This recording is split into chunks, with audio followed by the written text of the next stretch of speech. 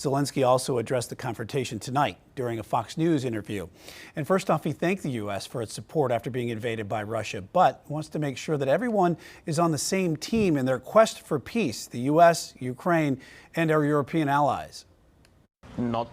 Nobody wants to finish more than we, because we in Ukraine, we are in this war, we are in this battle, a battle for freedom for our lives.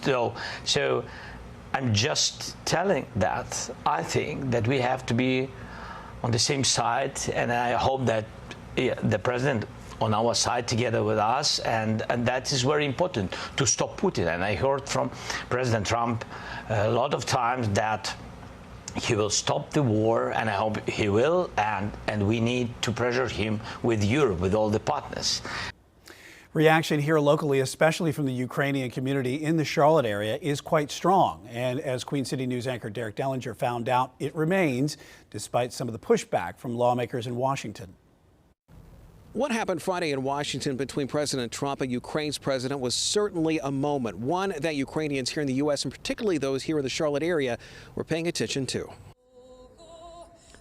It was just last weekend that this area showed its support for Ukraine. A rally Sunday in Romare Bearden Park in uptown Charlotte, where supporters and local Ukrainians came to send a message. But contrast that with a tense meeting among the presidents of the U.S. and Ukraine, and the reaction cannot be easily hidden. What we feel is a great amount of frustration, but it's not frustration at somebody for not helping. It's the frustration at the situation. Anna Bonder is the founder of Ukraine House Charlotte. Among other things, it provides a space for the Ukrainian community in Charlotte and teaching the Ukrainian language to Ukrainian children now here in the U.S. She saw that meeting, as momentous as it was, and says she sympathized with where Ukrainian President Volodymyr Zelenskyy was coming from because she has seen it for herself. For us, it's not business and it's not about deals, but also we tried. Ukraine has tried. The war has not been going on for 3 years.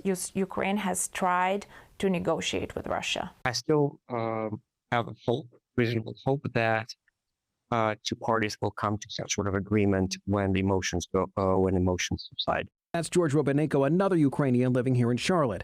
Both he and Bonder say as much as politics should not be a part of it, it now is. The tense meeting seen as either a weakness for the Trump administration or to Zelenskyy himself, or both, calling it something Russia wants to see. I'm feeling a little bit more day by day that I'm back in the country where I live. South Carolina Senator Lindsey Graham, who has supported Ukraine, called for Zelenskyy to go. He either needs to resign and send somebody over that we can do business with, or he needs to change. For Ukrainians locally, that support for Zelenskyy is still unwavering.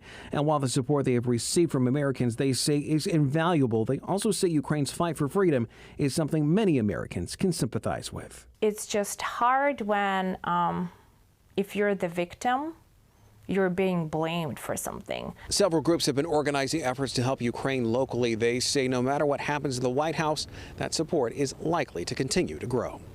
In Indian Trail, Derek Dellinger, Queen City News.